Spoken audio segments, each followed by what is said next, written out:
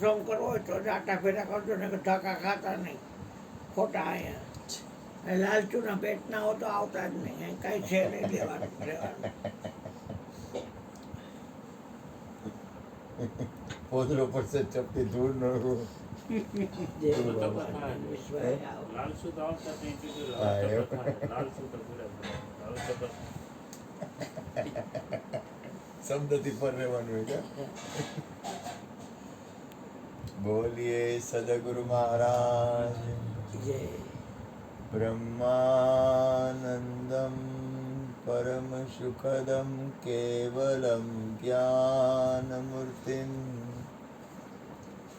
દ્વંદ્વાતીતમ ગગન સદૃશમ તત્વમસ્યાદલક્ષમ એકમ નિત્યમ વિમલમચલમ સર્વદે સાક્ષીભૂતમ હજુ આ એસી ચાલુ ભાવા ગરમી થાય છે ભાવાતીતમ કુલ કરજો કુલ ત્રિગુણ રહિતમ સદગુરુ તમ નમઃ પ્રગટ ગુરુ હરિહર જીવન ઘટો ઘટ બોલનહાર લાડ લાલ કહે હું અને મારું તજે તો મળે નહીં તારણહાર. આખું ખોલતા આવડે છે બેટા આખું ખોલતા આવડે છે આખું આવી ગયું સોળ એટલે મીઠું આવવું જોઈએ. હે? ના ના હાલશે એટલું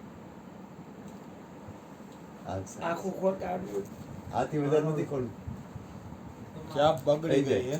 જો આને આવડે છે એને આવડતું આ બાજુનો એને ખ્યાલ હોય. હા હા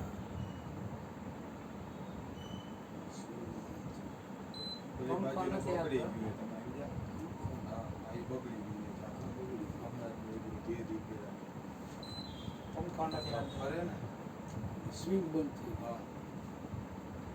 ઓલા ધવલભાઈ નથી આવ્યા પર એ એને મને શીખવાડ્યું કે આપણે ખોલી યાને આવડતું હોય બબુ ખોલતા આવડે. ખુલી તો જાય પણ આ સ્વિંગમાં પ્રોબ્લેમ આ ચાપ જ નથી હા, એ તો કહું, બે દિવસ જેવું થયું. સ્વિંગ નથી થતું. એટલું ન પડે હા. બાર એટલું ન પડે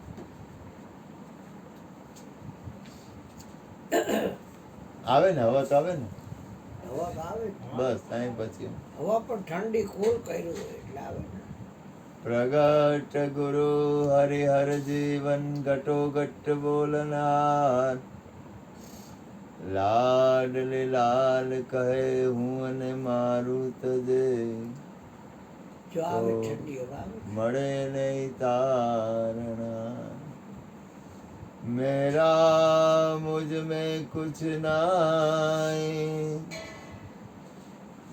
जो कछु है सो तेरा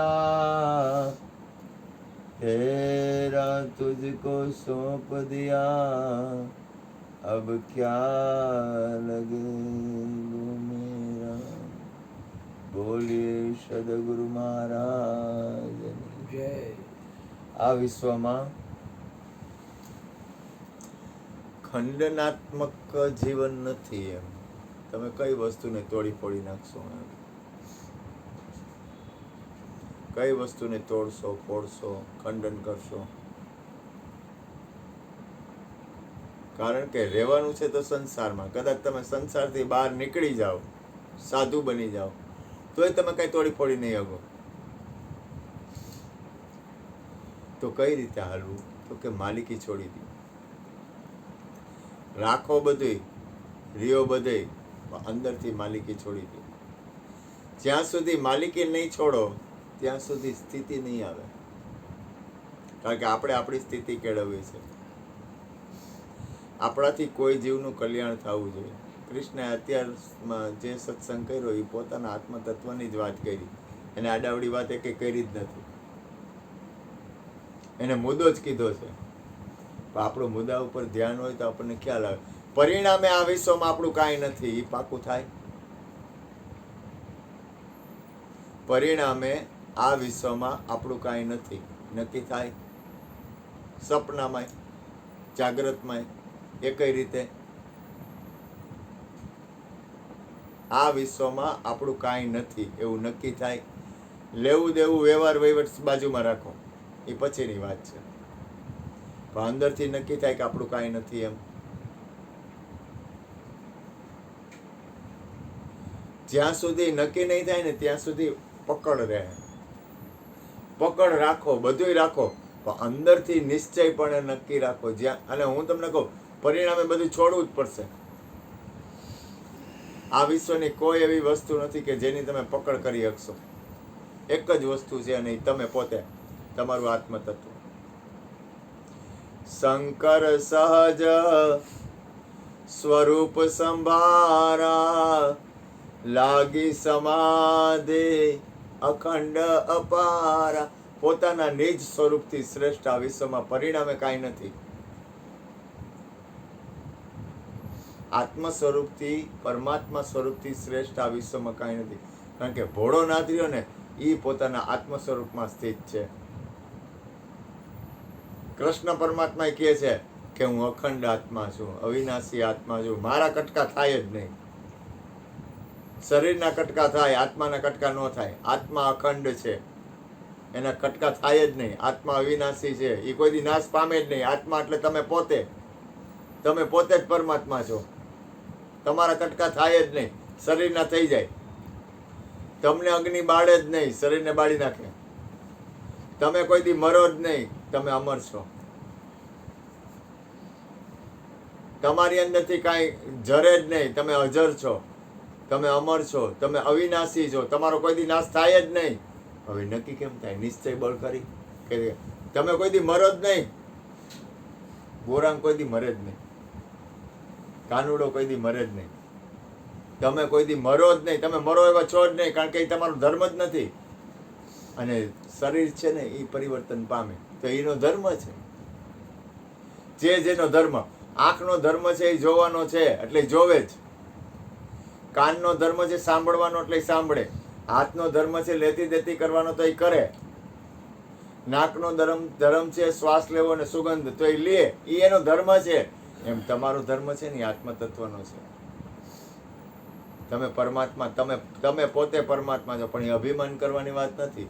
અહીંયા સ્થિર થવાની વાત છે.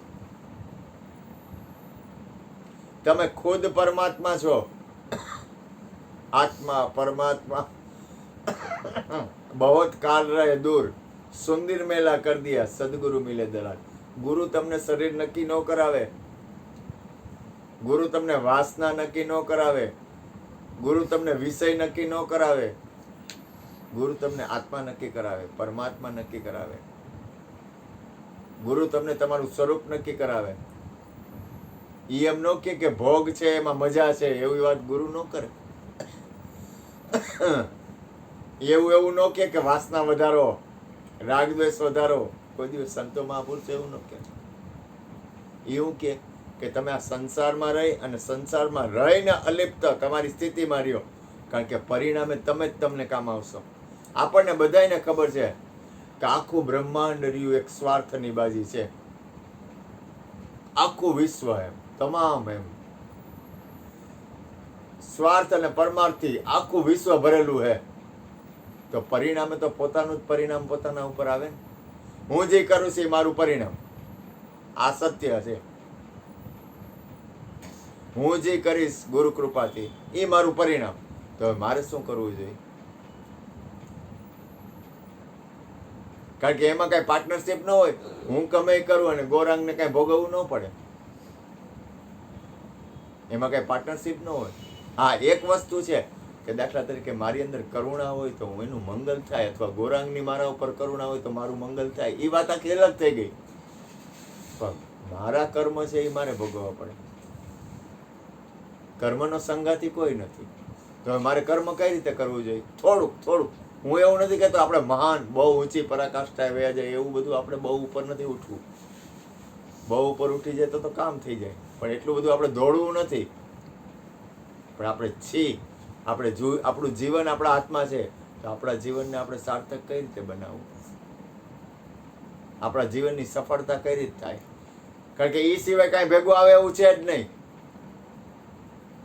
કોઈ પણ સંસારી વ્યક્તિ હોય, કોઈ પણ સાધુ હોય, કોઈ પણ મહાપુરુષ હોય, કોઈ પણ ગુરુ હોય, તો એનું શું ગણાય?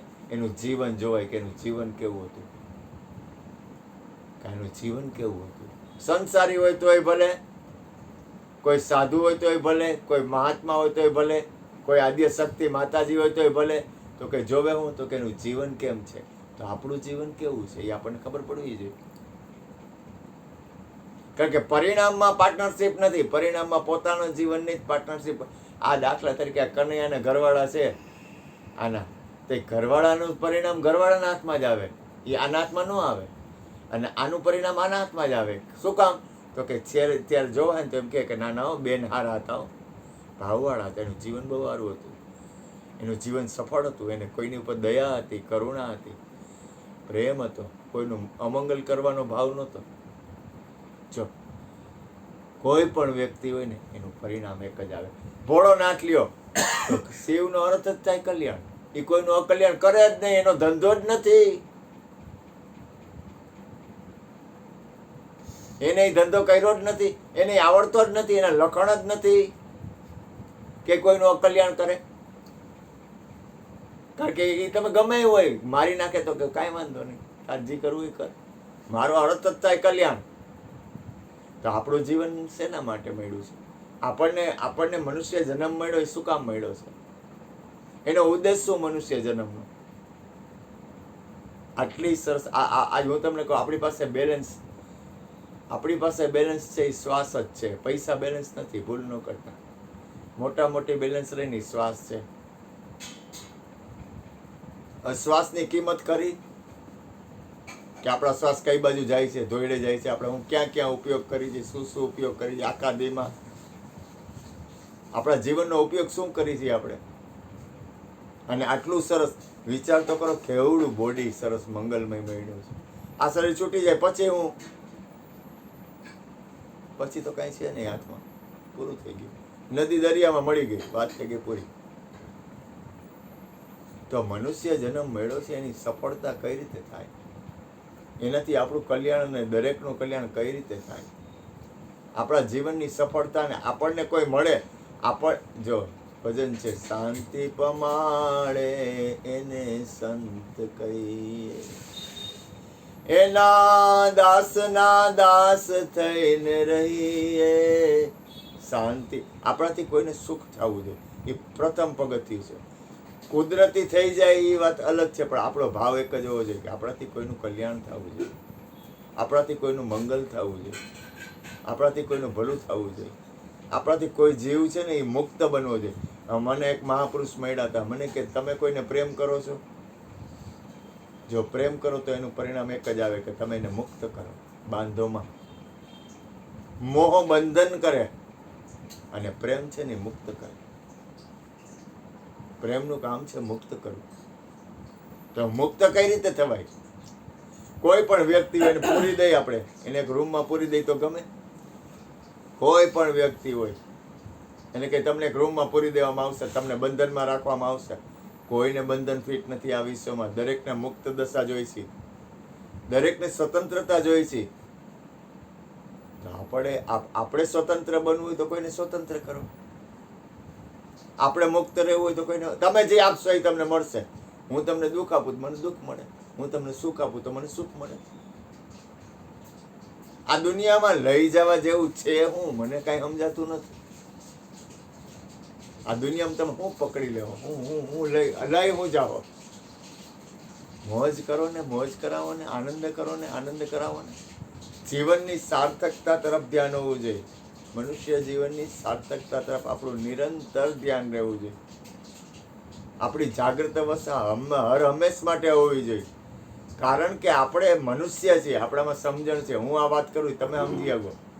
કોઈક ઢોરને વાત કરું તો ઢોર નો સમજી શકે. અને આપણને ખબર છે કે દરેકની અંદર પરમાત્મા છે. ઢોરને ખબર છે બધામાં પરમાત્મા છે, દરેકની અંદર પરમાત્મા છે, દરેકની અંદર એક જ પરમાત્મા રમી રહ્યો છે, એ આપણને જ ખબર છે. હવે એનો સદુપયોગ કેમ કરવો, એની અંદર જાગૃત અવસ્થા આ તમે આ કાનો છે ટેટુ બનાવતો હોય પણ એ ટેટુમાં જાગૃત ન હોય તો ભૂલ થાય ને હાલે બાલ કાપતા હોય દાઢી કરતા હોય તો જાગૃત ન હોય તો ભૂલ થાય ને હાલે તો મનુષ્ય જીવન પડ્યું છે એની જાગૃતતા કાંઈ નહીં. સંસારના વાતાવરણમાં જાગૃતતાની જરૂર રહે છે. સંસારના કોઈ પણ કર્મ કરતા હોય, આપણે રસોઈ કરતા હોય ને એમાં રસોઈ કરતા હોય એમાં ભૂલ થાય તો હાલે? એમ થાય કે આમાં આમાં તો ડબલ મીઠું નાખી દીધું છે. જવું છે કોના આ ખાના ના નીકળો કાંઈ વાંધો નહીં ખાના આવજો પાછો મોજ આવે ત્યારે ગમે ત્યારે સારું કર્યું મજા આવી. જય ભગવાન. આવજો જય આવજો. બાલુડા. તમે એક કાન ફાડ્યો છે, એક કાન નથી ફાડ્યો. હા ઓલા બે કાનમાં બોટી પહેરી છે. આ મારે બુરાઈ ગયું આજે કરવાનું હતું, પણ અહીં નહીં. ઓલા હોય ને એને ક્યાં બે સાધુ કહેવાય કાન બોયરા, બે નાથ કાનમાં નાથ બોટી સંપ્રદાયનો આને પહેરી. એ વે કાઢે છે, વે કાઢે છે રામા પંડળમાં. તમે એ કાનમાં શું આ કાના ઉપર આનું તને વળાવવા હોય રોઝ કોઈ. વુડ શું કહો? રોજડાનું રોઝ વુડ કહેવાય. લાકડું. ચંદન હોય. હા. Rose wood.